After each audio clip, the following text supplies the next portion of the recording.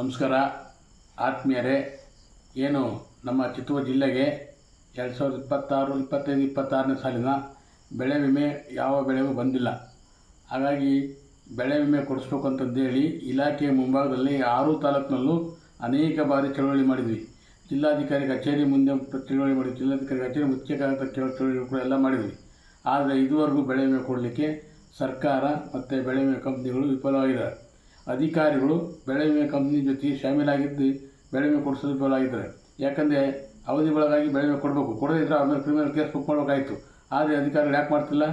ಹಾಗಾಗಿ ಈ ಬೆಳೆ ವಿಮೆ ಕಂಪ್ನಿ ಮತ್ತು ಅಧಿಕಾರಿಗಳು ಧರಣಿ ಸ್ಥಳ ಕೊಡಬೇಕಂತಂದೇಳಿ ನಾವು ಈ ಮೊಳಕಾಲ್ಮೂರು ಚಳ್ಳಕೆರೆ ಮಧ್ಯದಲ್ಲಿ ಬರ್ತಕ್ಕಂಥ ಹಿರಿಯಳ್ಳಿ ಟೋಲನ್ನು ಬರುವ 12ನೇ ತಾರೀಕು ಮಂಗಳವಾರ 12ನೇ ತಾರೀಕು 11 ಗಂಟೆಗೆ ಎಲ್ಲರೂ ಬಂದಲ್ಲಿ ಸೇರಬೇಕು.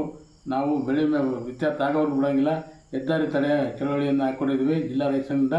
ಹಾಗಾಗಿ ಪ್ರತಿಯೊಬ್ಬರೂ ಬೆಳಗ್ಗೆ 11 ಗಂಟೆಗೆ ಹಿರಿಯಳ್ಳಿ ಟೋಲ್ 12ನೇ ತಾರೀಕು ಮಂಗಳವಾರ ತಪ್ಪದೆ ಬರಬೇಕು. ಯಾಕಂದರೆ ಸುಮಾರು ನಮ್ಮ ಜಿಲ್ಲೆಗೆ 200 ಕೋಟಿ ಹಣ ಬರಬೇಕು. ಇಂಥ ಬರಗಾಲದಲ್ಲಿ ಇವತ್ತು ನಮ್ಮ ಬೆಳೆ ವಿಮೆ ದುಡ್ಡು ಬರಲಿಲ್ಲ ಅಂದರೆ ರೈತರ ಗತಿ ಏನು?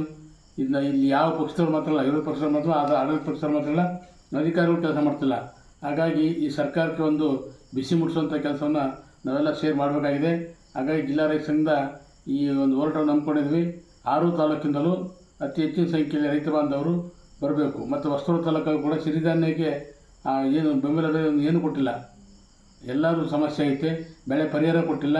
ಹಾಗಾಗಿ ಈ ಸರ್ಕಾರಗಳು ರೈತನ ಶೋಷಣೆ ಮಾಡ್ತಿದ್ದಾವೆ. ಹಾಗಾಗಿ ಬಿಗಿಯಾಗಿ ನಾಳೆ ಒಂದು ಹೆದ್ದಾರಿ ತಡೆಯೋದಕ್ಕೆ ತಾವೆಲ್ಲರೂ ತಪ್ಪದೆ ಬರಬೇಕು ಅಂತ ವಿನಂತಿ ಮಾಡಿಕೊಳ್ತೀನಿ. ನಮಸ್ಕಾರ.